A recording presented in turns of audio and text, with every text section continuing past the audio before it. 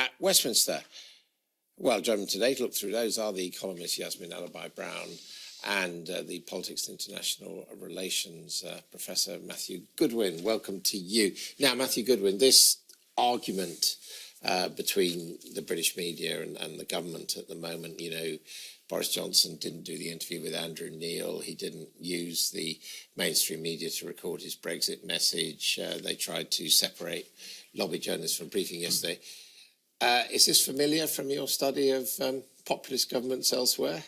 Well, I think the first thing to say is lots of voters won't be tuning in to the ins and the outs of the story. But having said that, I think there are two reasons why this is interesting. One is, one of the fundamental unwritten rules in politics is you never want to be seen to be messing around with the freedom of the press. And the moment that you are seen as a government to be in any way curtailing press freedom, it's generally bad. And the second reason I think this is significant is that... But it hasn't done Trump and Putin and Orban any harm, has it?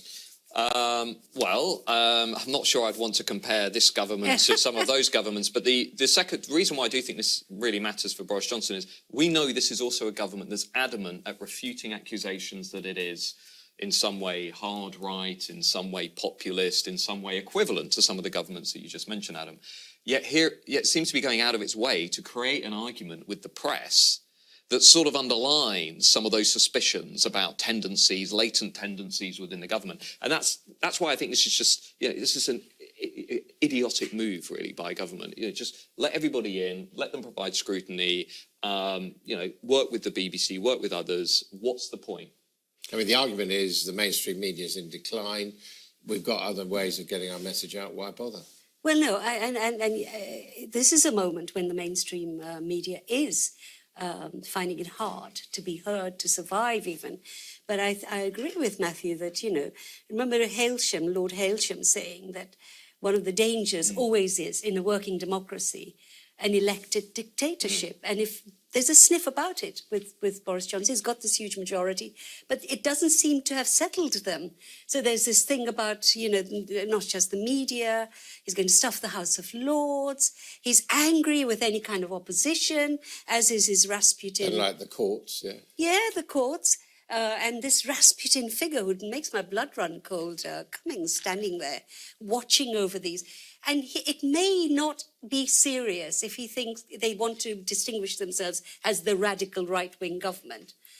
But it's not wise. I agree with you. Well, they've got to rebuild this bridge to liberal Britain, right? Yeah. And they've got to do everything they can to really ensure that it's strong and viable. And this doesn't seem consistent with that. Now, it struck me that Rachel Sylvester and Robert Shrimsley both really putting their fingers on the same point, saying that there are already tensions within the government, basically between the radical proposals that some of them have and the wanting to please the public instincts of the other. Do you see that division? Yeah, I mean, I like Rachel Sylvester's point that, you know, take the trade negotiations with the European Union. These are not just, this isn't just an economic question. This is a political question. And that question is framed by the new conservative reality, which is that they now have to deliver on all of these policies, these trade negotiations and so on, while also trying to satisfy who Robert Shrimsley calls a sort of cohesion Britain, cohesion England, you know, working class, more socially conservative voters, but also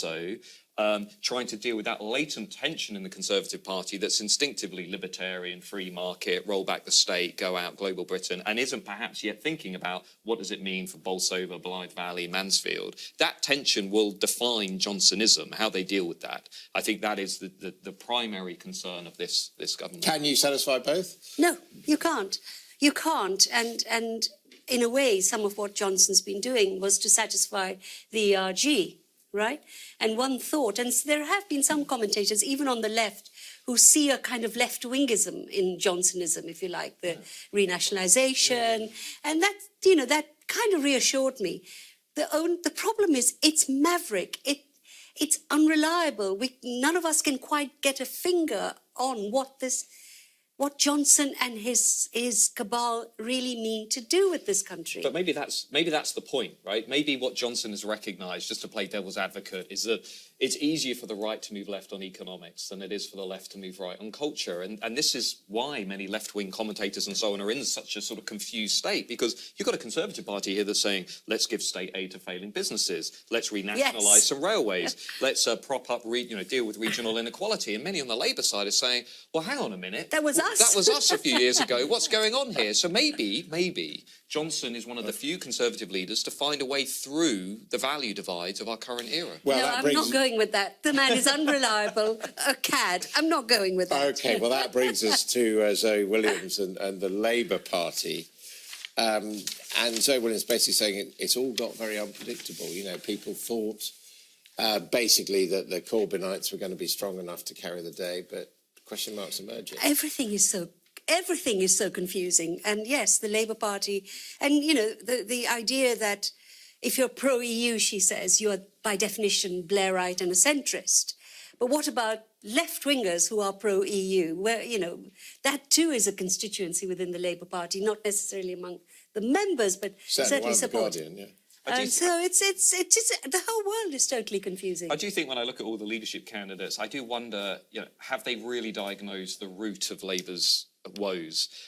We're talking endlessly about Brexit and we're talking endlessly about the legacy of Jeremy Corbyn, but look across much of the developed world, look at Europe, look at North America. This is a crisis that is fundamentally about social democracy and the underlying philosophy of social democracy. This isn't just about Brexit or just about Corbyn or just about momentum.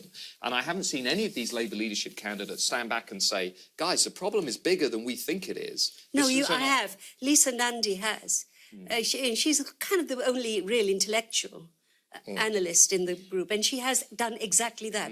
I don't think she'll win.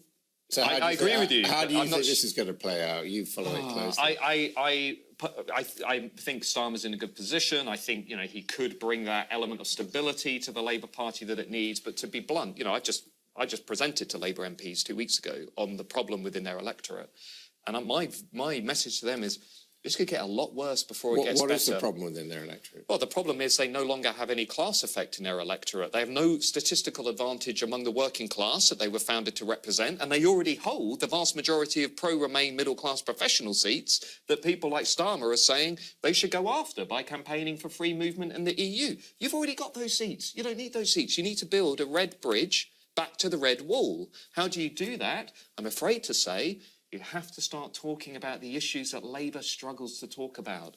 Migration, national identity, traditional values, all that difficult stuff.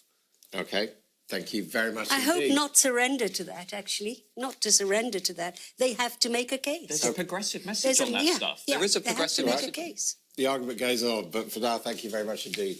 This is All Out Politics, coming up next.